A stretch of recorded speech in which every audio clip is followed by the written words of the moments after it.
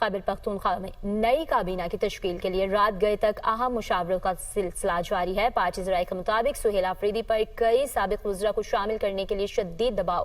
تفصیلات جان لیتے ہیں، عامر جمیل ہمارے ساتھ موجود ہے۔ عامر بتائے گا کون سی اہم مشاورتیں ہیں یہ؟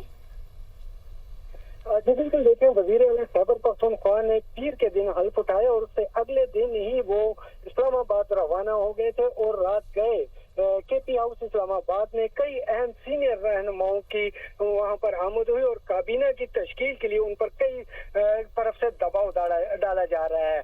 کئی سابق وزراء کو شامل کرنے کے لیے وزیر اعلیٰ پر شدید دباؤ ہے۔ اس کے ساتھ ساتھ پختون یار خان اور سجاد باوراکوال کو بھی کابینہ میں شامل کرنے کے لیے سہیل آفریدی پر مسلسل رابطے کیے جا رہے ہیں۔ اس کے ساتھ ساتھ گزشتہ رات بھی کے پی ہاؤس میں سہیل آفریدی نے پارٹی کے کئی اہم رہنماؤں سے ملاقاتیں بھی کی ہیں۔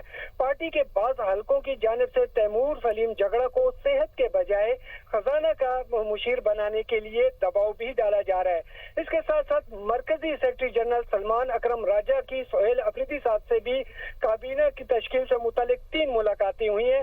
بیرسٹر سیف کو بھی کابینہ میں شامل کرنے کے لیے پارٹی کے صوبائی صدر جنید اکبر سمیت دیگر رہنماؤں کا اعتراض بھی سامنے آیا ہے۔ تاہم پارٹی کے اہم حلقوں کی جانب سے سہیل آفریدی کو کابینہ تشکیل کے لیے سینئر رہنماؤں کے ساتھ مشاورت کرنے کی تجویز دی گئی ہے۔